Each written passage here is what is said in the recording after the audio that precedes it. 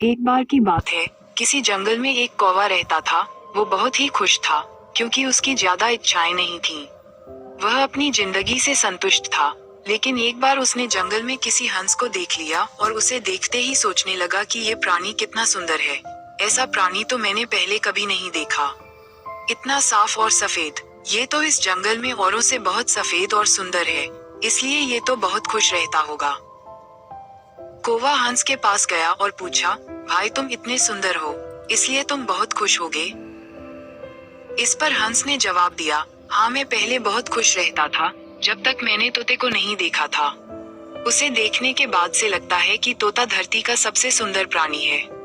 हम दोनों के शरीर का तो एक ही रंग है, लेकिन तोते के शरीर पर दो दो रंग है। उसके गले में लाल रंग का घेरा और वो सुर्ख हरे रंग का था। सच में वो बेहद खूबसूरत था। अब कौवे ने सोचा कि हंस तो तोते को सबसे सुंदर बता रहा है, तो फिर उसे देखना होगा। कौवा तोते के पास गया और पूछा, भाई तुम दो दो रंग पाकर बड़े खुश होगे? इस पर तोते ने कहा, हाँ मैं तब तक खुश था जब तक मैंने मोर को नहीं देखा था। मेरे पास तो दो ही रंग हैं, लेकिन मोर के शरीर पर तो कई तरह के रंग हैं। अब कौवे ने सोचा, सबसे ज्यादा खुश कौन है, ये तो मैं पता करके ही रहूंगा। इसलिए अब मोर से मिलना ही पड़ेगा। कौवे ने मोर को जंगल में ढूंढा, लेकिन उसे पूरे जंगल में एक भी मोर नहीं मिला और मोर को ढूंढते ढूंढते वह चिड़ियाघर में पहुंच गया।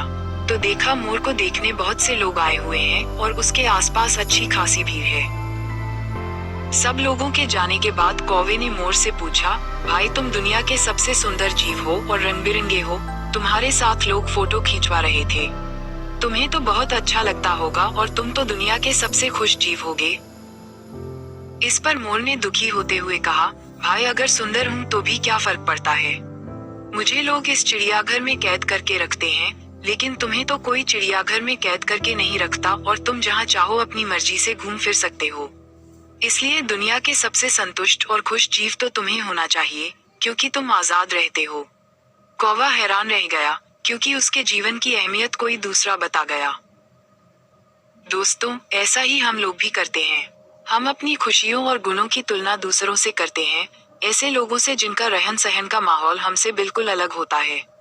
हमारी जिंदगी में बहुत सारी ऐसी चीजें होती हैं, जो केवल हमारे पास हैं, लेकिन हम उसकी अहमियत समझकर खुश नहीं होते। लेकिन दूसरों की छोटी खुशी भी हमें बड़ी लगती है, जबकि हम अपनी बड़ी खुशियों को इग्नोर कर देते हैं।